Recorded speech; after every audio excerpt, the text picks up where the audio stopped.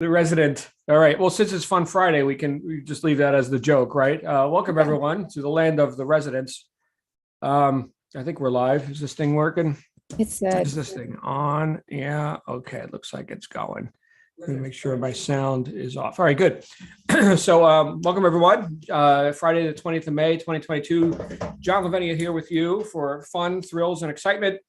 And we were just we were just talking about some funny stuff, funny but not funny. You know how the world's going and things that happen in capital cities like Washington D.C. and all that kind of stuff. But on a lighter note, today we're going to be talking about how to get happy, which I think we could all use a little dose of that. Well, hey, I see you, Lindsay. Hey, right, Edward, good to see you. Stuart, Catherine, Missy's here. I'm sure we got some people tuning in on the interwebs as well. Today, by the way, we're going to have our Be Heard session as normal, as regularly scheduled, and that's going to be at 6 p.m. Eastern U.S. time. So meet me there, and we can talk about whatever you want to talk about. But this morning, I'm going to talk about something that I think you'll all find useful, and that is how to get happy. Last night, I had an event, an incident where my daughter kind of went, sideways, got a little bit unhappy on some stuff, some expectations that she felt weren't being fulfilled. And so what I wound up doing was just kind of pausing everything and counseling her on, how we get the results that we get and what happens when we seek to blame or assign causation outside of ourselves, right? When we look at, here's maybe a displeasing result, but it's not my fault, and how we can never get happy by doing that. So what I actually did, this is just one example. Okay, it's ultra basic. Okay, she's 11. I'm allegedly more advanced than her, supposedly, right? So I did something I think profound. Is I got one of my clipboards out. I have clipboards. I haven't used them in a while. I have these for events. This is like event supplies. I've actually got a whole kit of wireless radios, just FSM, like walkie-talkies. You don't need a license, right? Like a whole 6-pack of them with the chargers and the earpieces for times when I've done events and we've got people, running the desk over there and you over there. They need to be able to communicate. So I've got a pack of, clipboards that have never been used. So I thought, let's break out one of these. Yes, I actually moved this stuff from Arizona. It doesn't take up much space. It's just a fiber clipboard here. But anyway, so I said, all right, here's what I'm going to do. I'm going to draw a line down the middle of the page. You probably can't see this, right? But a line down the middle of the page. And I'm going to write problem on one side and solution on the other. I know we're all adults here, okay, but she isn't yet. Well, I guess in some ways she kind of is. But so we just enumerated what's the first problem that you want to talk about, right? And so we went ahead and wrote that down. And then we discussed the solution to that. In other words, we discussed the solution. So number one, she's not alone. Number two, she's being heard. And because we were able to come up with a solution, we put ourselves back in the position of cause. No more blame. And we proved, here it is, we proved that these are solvable problems. Now, the way to happiness is not to saddle yourself or to be saddled by others with unsolvable problems. This is a trick, by the way. This is a tool of, we've discussed before, the spiritual vampire, or the person who seeks to suppress you, build themselves up by invalidating you, right? Here, have some unsolvable problems. How many of you have people like that in your life, or have noticed at times in your life where there's nothing you can do to win? There's no way to solve that. And there are people who will present you with these sort of unsolvable problems and scenarios, which you can't do anything about. You need to be concerned about, but you can't do anything about. You can't be cause. So I think the way to get happy is to ask the question that we have I see that, Stuart. The solution is you need to fix my problem, right? But the way to reclaim happiness and to at least put ourselves in a state of not apathy, or I mean I can't do anything about it, is to just find what part of whatever the situation is, pleasing or not, what part of that am I responsible for? Where can I be cause? And not just sit here and be the effect. And psychologists, which don't agree on much, but one thing they tend to agree on is that the more you feel like you have some control and dominion in your life, to that degree, you also have more of a sense of peace of mind. Think of the person who is in a state of desperation, as we read about and are reading about in this book, The Traveler's Gift, right? David Ponder, he is in what appears to be an unsolvable problem. Despite the efforts of him and his colleagues, the company has been taken over and he's out of work and he's broke and he's working can't even keep a job at the hardware store. And what's it all about? Now the kid's sick and needs their tonsils out. Let me go and run my car into a ditch, right? So that is the throes of desperation. That's feeling very low. Okay, he did not have solutions. And what does he do in this book? I know it's a story that Andy Andrews made up. Okay, but in the story, he without even asking for it, he receives counsel from others who could perhaps be more objective.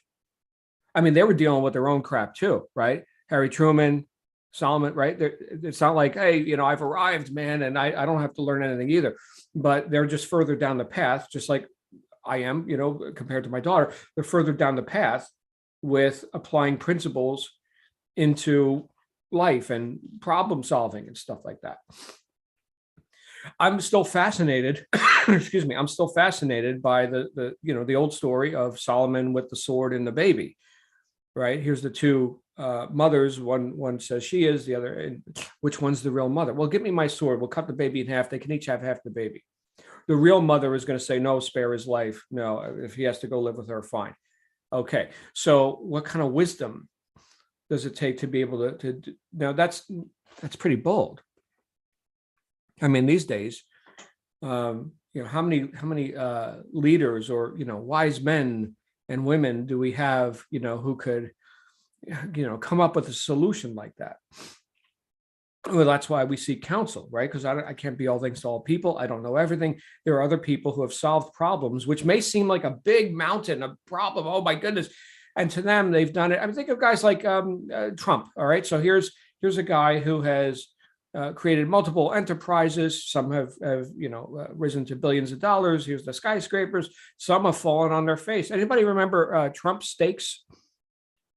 This was going out through Stuart. This was going out through Sharper Image, I think, was the retail outlet.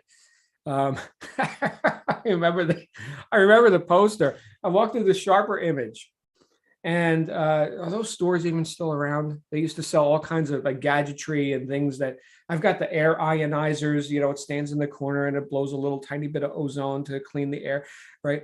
And oh, he did ties too. I don't know, but I remember seeing the poster, and it was Trump steaks brought to you exclusively by Sharper Image, and it was like a whole platter or like a countertop full of various cuts of meat, and there's Donald Trump sitting behind it, and I'm like, I mean, I like steak as much as the next guy, but that's just not an appetizing picture. Here's this guy, here's this billionaire sitting in front of slabs of meat. Dead animal parts. I mean, wrong. They just didn't hook up. Imagine that. It didn't hook up. I'm completely on a tangent now, but but I do buy from Butcher Box. We've got our delivery of grass-fed, natural, delivered right to your home, right? So it's not like, oh no, I don't eat steak. Okay, it was just presented wrong. I'm completely off track now. What was I talking about? All right. So there's a guy like that, right? So back to here's a personality with certain strengths of character and weaknesses. Of course, we all have that. We could say, oh, he's rather boorish, right? Bull in a china shop, ruffian. Okay, got it. But My goodness, would you not want business advice from a guy like that? My big mountain of problem, which I may consider is unsolvable, it's nothing. It's nothing. Perspective. So what did I give my daughter last night? And what am I hoping that you seek? In addition to seeking wisdom, as Solomon said in the book, okay, we want to seek perspective, which is a part of wisdom.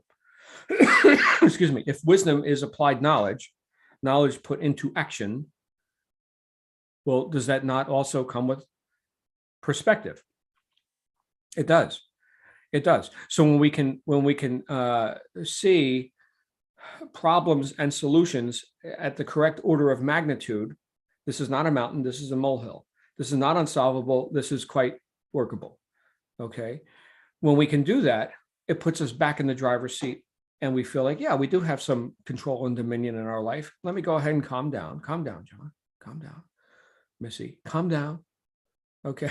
Something can be done about it. Yes, it can. And great news, you're not alone. You have allies. So David Ponder in the book, without even asking for it, suddenly was confronted with allies, counselors, and his problems. Well, I won't spoil the end of the book, okay, but it's got a happy ending. The point is that there was no profit in him sitting and just wallowing in his apathy. That doesn't profit anyone. To that, with that same logic, we could say, even on the in the same flavor as being apathetic or in a state of grief and misery, even being worried, right? If we're just talking about negative emotions and how to get happy, right? Even being worried is not profitable. Who is it that said, if you can do something about it, then there's no need to worry about it because you can do something about it.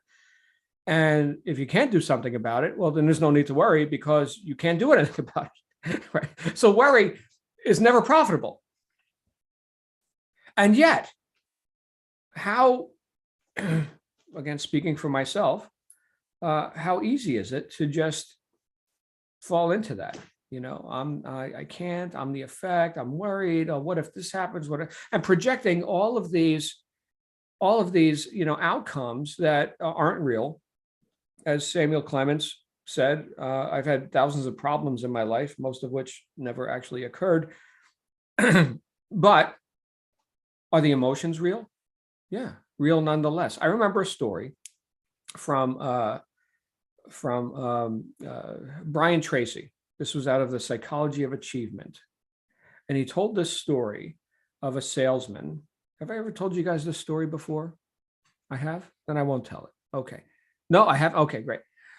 So he told the story of a salesman, and he was having a hard time. Let's picture a door-to-door salesman selling vacuums or insurance or whatever. And he's having a hard time. Nobody's buying. And he is desperate for a sale. And then his wife calls. How's it going, honey? Oh, it's been rough, nobody's buying.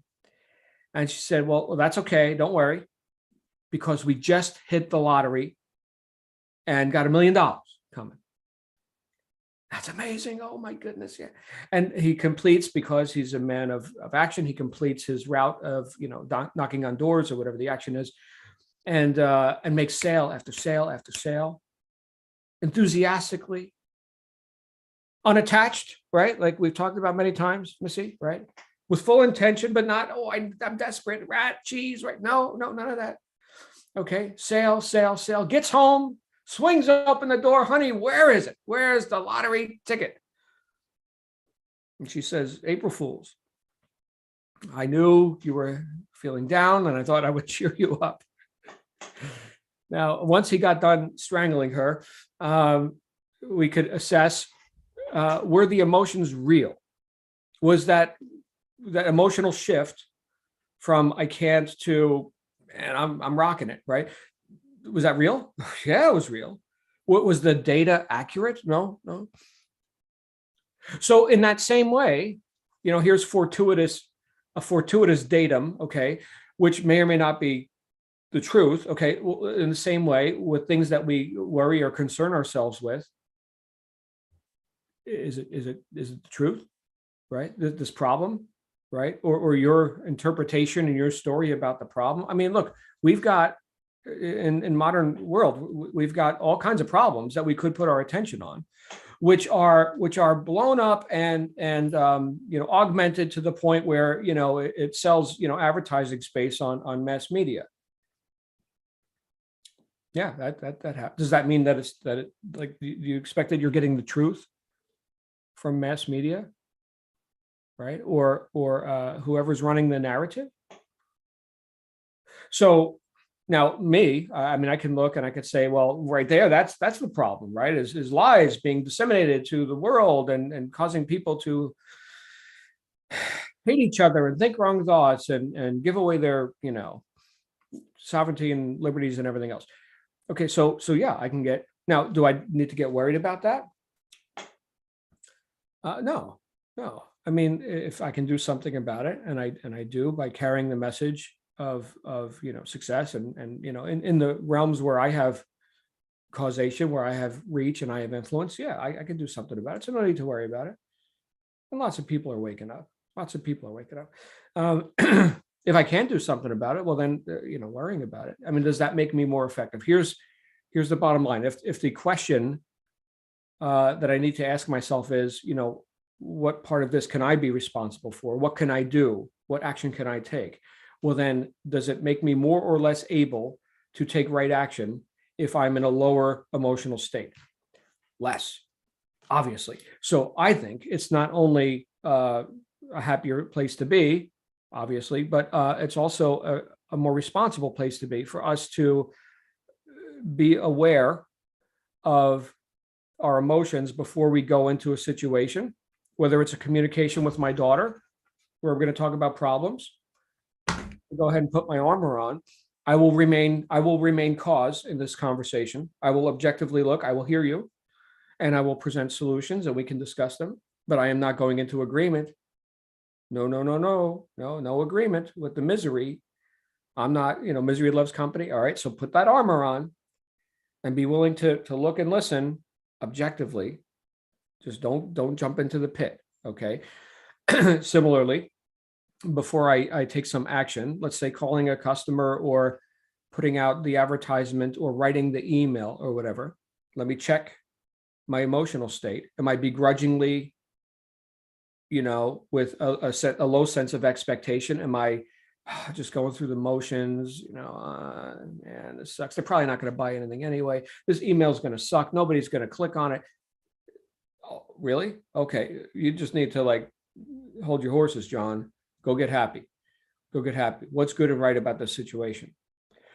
We talked, I think it was yesterday, about appreciating our everything we have and gratitude for our abilities and our, friends, allies, successes in life and learning situations, right? So being able to appreciate that means we raise the value of that appreciation. The word has multiple meanings. And so let me go appreciate myself for a minute before I go ahead and take that action. Because look, as Wallace Wattles said in The Science of Getting Rich, two people engaged in the same business can have totally different results. I will give you a corollary to that, which is two people writing the same email can have completely different results. Two people talking to the same customer can have completely different results. Why? The impression of increase or not, right? Do you think that my communication occurs differently when it comes from, happy, successful John than it does when it comes from worried, pissed off, whatever John? Bet your ass. Yeah, it does. It's very different. The words could be, and that's the weird, I don't want to get mystical with you guys, but it's not about the words. It is about the words, but it's not about the words. I mean, talking in terms of the written advertisement, right? A text, email, copywriting. Yeah, we're going to select some words, but who's selecting the words? In what spirit? Napoleon Hill, the QQS equation, quality, quantity, and spirit, QQS. So it's the quality, quantity, and spirit of the service that you provide that will determine your altitude. Okay, and that's one of the things he gave us in Think and Grow Rich. It's easy for me to remember because I've read it many times, and it's just 3 letters: QQS, quality, quantity, and spirit of the service that you provide. Well, what if I'm not even in the spirit of service? What if I'm in the spirit of, concern, worry, desperation, whatever? Why did why did David ponder, and this is just conjecture right now, but why did they lose the company?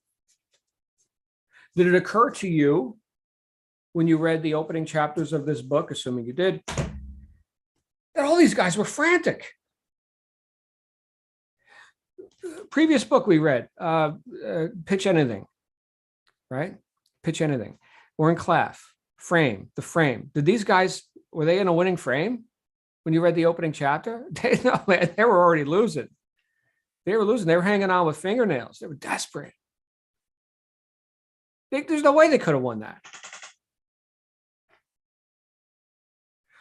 What if, and again, this is just conjecture, but what if, it would be a totally different book, but what if they all gathered around and they said, let's figure out a way to make this acquisition to that predatory company. Let's figure out a way to make this so unattractive that they walk. Let's use some reverse psychology. Let's do something. Let's put our heads together and, let's go ahead. And why would they want to walk? What do they want? How can we show them that this is not what they want? I don't know. It's just conjecture, but it'd be a different book. And they lived happily ever after. And, and he never met, Solomon and, Chamberlain and those guys. Okay. So different book. But things work out. They do. And right there, if we could just acknowledge that things work out with all the stuff, that we've faced and survived, each of us, and all the tribulations of life and the challenges that we shall overcome, we survive as individuals, as families, as groups, as a human race. We survive, and hopefully learn stuff. But we survive better. We thrive when we are acknowledging and appreciating that, in fact, we can. I think the apathetic person, the person who's why bother, there's no use, right? That very low state. That's the person who really has no shot because they've convinced themselves or have been convinced by others that they can't. They can't. So I think today, if there's something you'd like to be happier, some area of life that you'd like to be happier in, maybe you can grab a list like I did with my daughter last night, write down the problems, draw a line, write the solutions, and one by one, problem, solution. I can do this. Here's an action I can take. Is it perfect? I don't have a crystal ball, okay, but I'm doing something. I'll end with a story that I was told about a guy who was he was talking about the bombing of Pearl Harbor. So some people survived that, right? So here's the planes dropping bombs on the ships, and there were survivors, you see, and a lot of these survivors had PTSD. It was a traumatic experience, obviously, watching most of their friends die and all this. But there was a segment of the survivors who apparently were not as emotionally affected. And as the story goes, these were guys on one of the vessels where the captain told them to get the potatoes from the kitchen and throw the potatoes at the planes flying over to see if we can knock out, the propellers and all this. Now, logically, potato versus plane, the plane didn't even notice. No effect. Okay. But psychologically, I'm doing something about it. I shall throw the potato. And they were less apathetic. So what's the answer? Doing. All of my answers come from being in action. What do you guys think about this? I'd love to hear your thoughts. Stuart put a JPEG. I got to download it and see what it is.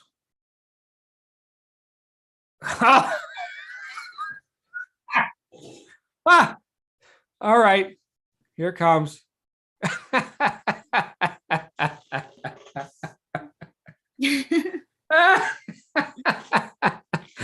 Wrong.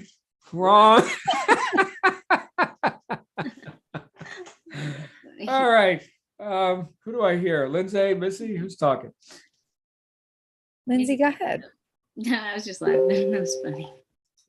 Well, I have a comment and a question I'd like to ask the group. The comment is about David Ponder. So he did not realize that he had lived his whole life as an effect. He had no idea that's just the way he was raised, and he went on his business, but he was so dedicated to the point of his own detriment. So then, of course, he experienced this tremendous despair. He didn't want to kill himself, but he was just in a state of despair. So it required that extreme measure, moved God in this book, I would say, to gift him with this wonderful, wonderful blessing of meeting these men in their own desperate circumstances, who refused to be desperate and who taught him that you will be caused. And even the guy with the, was that last week's chapter they had no more bullets. So he's like, get your bayonets. Sorry if that's, I can't remember which chapter. Chamberlain. Yeah. There was no way on paper they could win because the other side had more bullets, but they did. Mm-hmm. It changed the course of history, or determined the course of history. So this guy I know tells us things from other guys that he knows and knew. He didn't know what he didn't know, David Ponder. So he needed wiser men, as you say. His own thinking took him to the point of suicide. So that's why this book is so inspiring. And the question is, so you said worrying never does anything or solves anything, but Profits, never profits. never profits. Okay, well, didn't the Allied generals in World War II have to worry about every potential thing that could possibly happen and make plans for that? I mean, isn't that a profit? Well, no, worry is the emotion of it, right? Planning and executing and all that. Oh. Can you not do that? In fact, can you not do that more effectively without the anchor of worry? Okay. So you don't think Eisenhower was worried? They were just making their plans. They weren't like Missy, oh my God, what if they attack here? What are we gonna do? Right. So the drama of it, right? The theatrics of it all, right? Is that profitable? No. I mean, it sells movies and stuff, but and look, we've been indoctrinated to be very emotional about stuff, which is exactly the opposite of being objective about stuff. So yes, the troops are moving this way. We can flank. All right, that's very objective, right? That's cold, calculated objectivity. Mix in the drama of worry and emotional, distress and all this, and maybe we make more mistakes. Probably we do make more mistakes. So you see really that? funny. Yes, because I at times I put myself in their shoes, and it starts to make me worry, even though the war's already won. I guess they didn't. They were trained in the military. They were trained in West Point and so on and so forth. And so that's always been a nagging thought. So I feel stupid that I didn't, but at least I asked it and I got my answer. So thank you. Well, there you go. And look, Missy, I'm glad you did. In the world that I came from with mechanical, diagnosis and finding problems in some cases before they occur, right? Like that part is going to fail. This engine will break, or whatever the story is. You could see in that situation. I'm not worried about it. I'm going to assess and correct. Think of brakes, right? So brake systems, you've got hydraulic fluid and very high pressure lines, and that stuff has to be done right. If that fails, crash and burn. I mean, that's it, right? People die. Now I've installed and repaired many brake systems never worried about it. I know my technology. I know the standards. I know how to make sure things are right. Don't worry about it, right? So in that way, maybe take it down a bit off the, war, right? So a little less of a gradient there. All right, brake systems. Okay, cool. And then maybe take it down into the not life and death stuff that we deal with on a daily basis. Okay. No need to worry. Just do it. Love you, Missy. You're awesome. Where's Lindsay? Let's get Lindsay out here. I was thinking that too with military. When you go through basic, do they not pretty much tear you down mentally and then build you back? Is that? I've not been in the military. I don't know. I haven't either, but my friends that have, they say they just like wear you down and then build you back up. But they do have a different mindset. They're not same emotional kind of person. They teach you how to think and read. I can't read their stuff. Yeah, but it does. It's like, that's the more, my dad was military and he's always had this very calm, collected, way of doing things, and it works. It's so much better than, there's no reason to worry. I mean, it's like, it makes me uneasy when people get really, I don't know. But yeah, it's like when people say they're worried to death about something, I'm like, really? That's not good. You're just adding unwanted attention to something, creating a problem. Mm-hmm. Not necessary. I mean, that's like. Well, there is like training, and conditioning that happens where, they're being shot at and, bombs going off. And so to desensitize, so you're not shocked when this stuff happens. Right. And so I know plenty of people just from like my firearms training who have been in that world, and, they're kicking doors in Turkmenistan or whatever. And, it's like a matter of course. It's like, yeah, this is what we do. So what, what was that about? That was about them not being the effect of these other stimuli, which are happening. That happens, and, the bomb went off and whatever. So similarly, I can think of, you remember the movie, The Hurt Locker?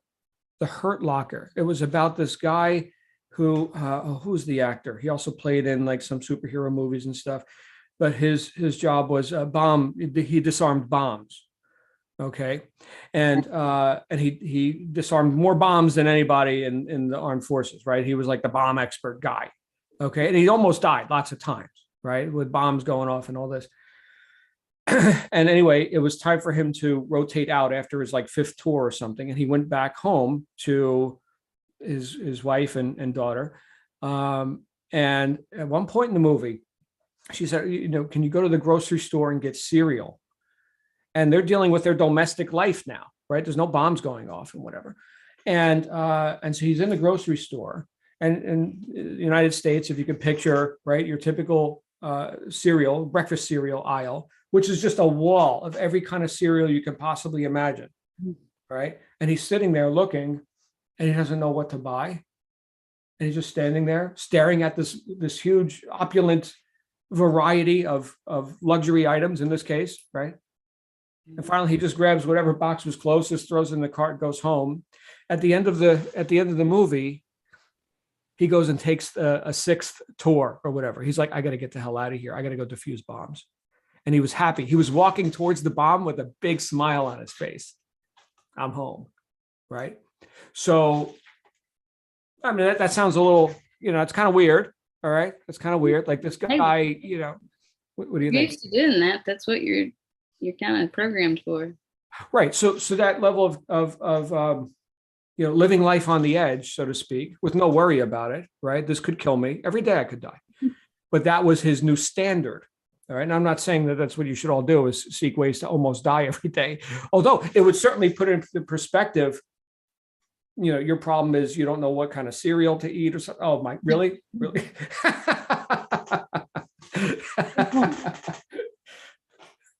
a really good point. Yeah. The Hurt Locker. The Hurt Interesting. Locker. I have to watch that. Yeah, that's all right, guys. Getting out of it is just like yeah, but that's use bombs. That's pretty interesting. Okay, that's it. Right. Anybody else today? Any other thoughts on putting our problems into perspective and getting happy? Catherine. Yeah, not really a thought so much, just kind of a solution. I'm actually going to put that up on my wall just whenever I have something in my head that's bothering me. Just a chart so I can write the problem, and then I can go back and write the solution after I think about it for a while, and just make that a visual thing, and it's helpful. Mm-hmm. So I like that. Thank you. Yeah. And then it's real. Now it's written. Yeah. It is so. And you can even kind of mind map. Well, here's a potential solution. Well, what about that? Well, what about that? Next thing you know, you got all these solutions, all these things you could do. And then it's just a question of integrity. Are you willing to do them? Or do you love your problem? No, we don't love our problems. Well, a lot of people love their problem. You can go on Facebook and hear people, seeking sympathy and just being identified as their problem. That's who I am. I am my problem. Right? Not terribly resourceful, but I mean, what did Dorothea Brand say in Wake Up and Live, which is another book we've covered, one of my favorites, right? Tacit consent, unspoken agreement. I won't hold you to account for your mediocrity as long as you don't hold me to account, right? And we can all agree here. It's agreement. It's very social, very nice. What do you think, Stuart? Mediocrity loves company, just like misery. Mm-hmm. Good talk today, man. Very interesting that you broke out your clipboard, because I'm a clipboard guy as well.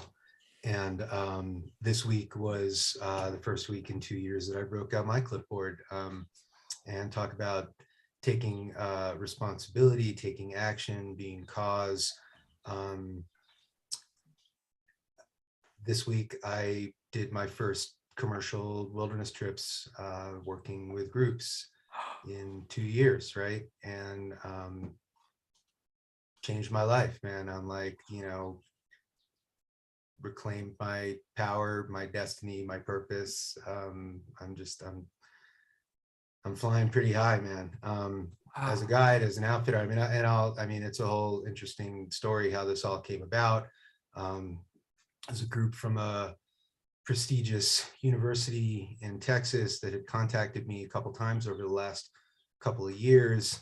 I had to put them off, for surgery, and they contacted me in the beginning of the year, and I wasn't sure, if I was going to be ready yet. And rather than, and I think you would appreciate this, right? Rather than make a commitment that then I would have to back out of, I decided that the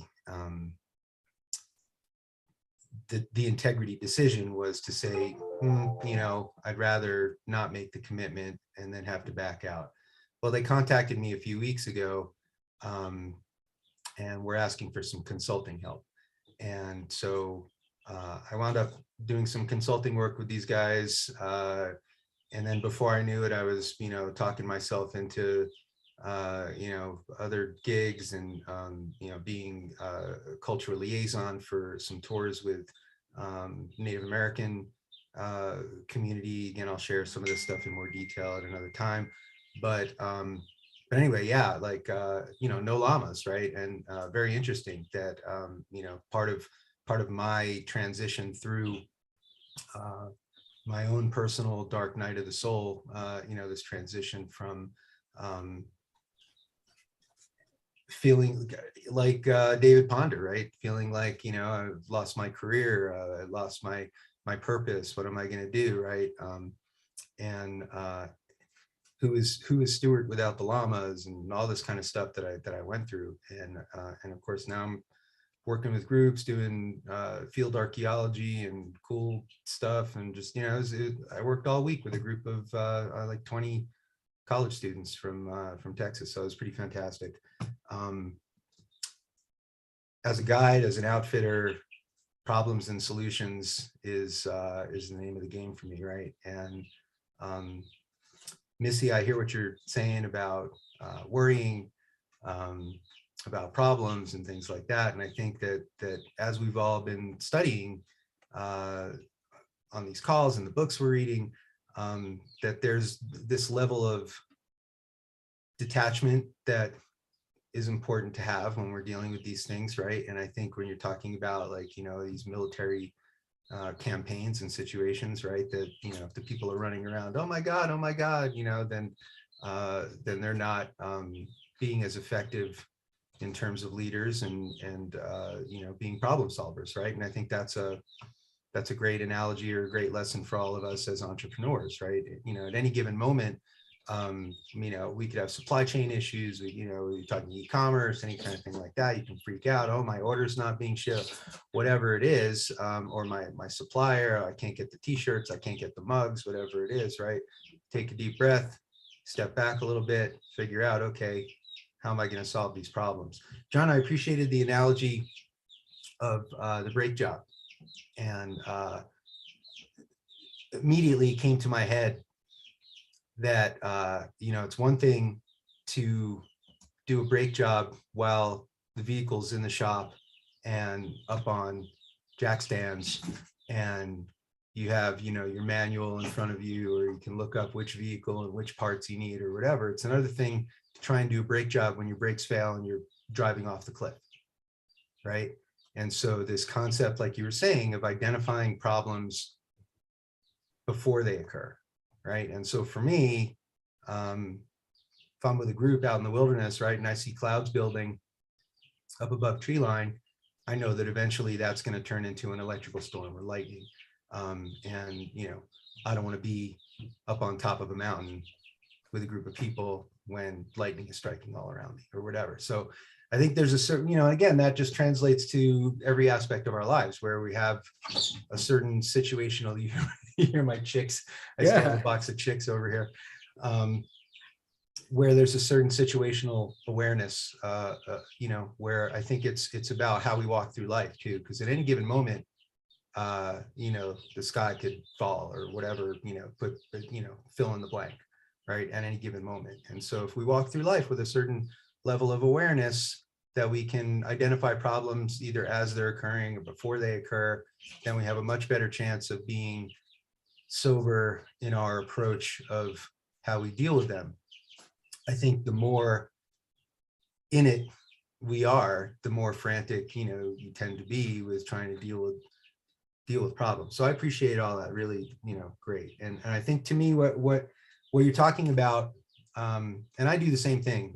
I don't necessarily write problem solution, but I'm like, all right, here's the thing that's wrong, and here's the thing I need to do to fix it or whatever, right? And you know, I do that on almost a daily basis. So yeah, I appreciate that.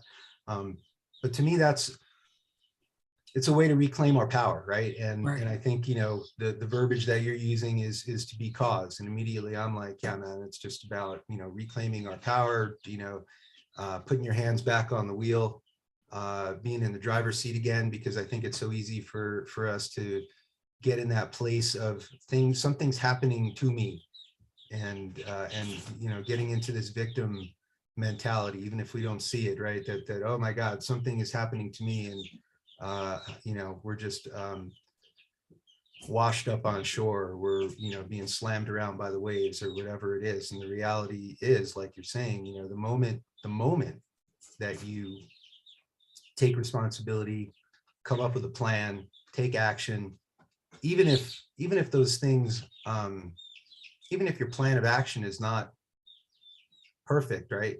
Just the fact that you're doing something and trying, you know, making an attempt to have control over the situation, I think is, like you said, you know, you get back into your happy place or whatever it is. And so, you know, for me, I mean, it wasn't, well, okay. So I had this group of 20 college students that, you know, I wasn't leading one of these hikes. They had hired another guide from another university to like work with them on this trip. And so I was, you know, working with them kind of on a consulting end, but I wound up being a little more involved because they had planned this trip to climb the tallest mountain in New Mexico, which is in my backyard, 13,000 feet.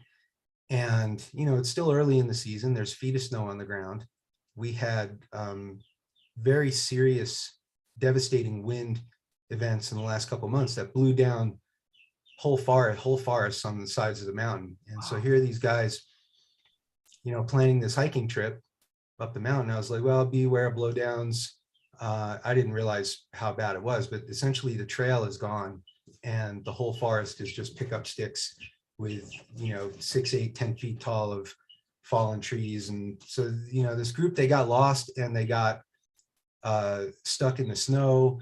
And while these kids were athletic, and this was part of like an outdoor leadership course, this was a test and a challenge for a lot of these people. And they literally were flailing around in the woods for hours. What a hike that should have taken, a few hours, 4 or 6 hours later, I get a call, we just kind of got here and they were supposed to already be back. Thankfully there was phone service, and they were coming back down. But again, there's no trail. They really had no idea where they were going, kind of thing, because even the guide was from out of town. And so here I am sitting in the parking lot waiting for these guys. I'm like, all right, man. So I laced up my hiking boots, and this was the first hike at altitude that I've made since back surgery. And I went off looking for these guys. And I know the trails well enough. I know the area well enough, right? So I'm being methodical in my approach, because I could see how you could despair being in a situation like that. Like, where am I going? Oh, I'm lost and it's too hard, whatever. And I met these guys on their way down and gave a little call through the forest. I heard, the kids kind of screaming or whatever. And they were so relieved to see me as a source of, calm, or just an indicator that they were on their way back or whatever it was, right? But these guys were in moments of despair and desperation. Anyway, just trying to relate to what you're talking about. How much incline did you traverse? So the trail started at 9,800 feet above sea level, and within 2.5 miles it hits 11.5. And that it was only, and again on a map, it's only that much, right? And if you don't know what you're doing. So it was a couple 1,000-foot elevation gain in a couple miles. You did a couple 1,000 feet yourself. Yeah, just about. Stewart's back, everybody. Oh, dude. And I know, and it was kind of crazy because that's, I guess, what I was really getting at. I mean, the other stuff is interesting too, but on a personal level, yeah, man, that was like the maiden voyage of the bionic spine or whatever. Yeah. And the one of the instructors was like, oh, I guess you're back. Same kind of deal. He's like, oh, I guess you're, he's like, how are you feeling? I'm like, I'm feeling great, man. I'm running through the snow, jumping over trees, whatever, man. It's just fantastic. So 2,000 feet with no trail. I'm feeling great, man. Yeah. You mentioned something about making it unattractive, in terms of David Ponder and the hostile takeover. Like, how could these guys, rather than just get so in a mindset of desperation, and what are we going to do to fix the companies, so that, and I mean, really, like you're saying, they lost that battle before they even started, right? And I think that they didn't have the right approach, right? And so this reminded me, I have a neighbor who he lives on the side of the mountain. He has a little 5-acre piece of land. The neighboring 5 acres was for sale, but he wanted to buy it, but he didn't have the money to buy it at the time. And so this is a David Ponder situation. And real estate agents were continually coming by showing this property, and he didn't want anybody else to buy it. He was trying to, create a situation where, he was going to be the one to expand his mountain empire, right? And, have 10 acres instead of 5 acres. And so I don't know how he got word, but every time, maybe he knew the real estate agents, and every time the real estate agents were coming up with people from out of town to show this property, he would go out on the property and literally just like throw garbage all over the property. He would take like old mattresses and throw shit around, buckets and old tin cans. And like, he literally had a whole cache of stuff that was specifically for this. And then at the end of the gig, he would go and collect it and clean it up and whatever. But he would throw all this stuff all over the property, and make it unattractive, right? Very interesting. And then not on top of that, and John, you'll appreciate this, on top of that, when the real estate agent was showing the property to the prospective buyers, he would go out on his property, load up his 12 gauge and just start making noise. And so, you know, who the hell wants to buy a property that's, you know, filled with garbage, with neighbors that are shooting guns all the time or whatever it was. This guy made it so unattractive, and he did this for years. And eventually he bought the property. And, you know, just an interesting story, man. Thanks, man. Nice to see Thank you. you, Stuart. Are we learning something, everyone? Are we learning? All right, sounds good. I got to run to my next meeting. Lindsay, you got the last word. I think I'd like your neighbor, Stuart. That sounds awesome. Stuart, congratulations on getting back on the trail, literally and metaphorically. And guys, I'll be back here at 6 p.m. If you guys got stuff you want to talk about, I'll be happy to listen.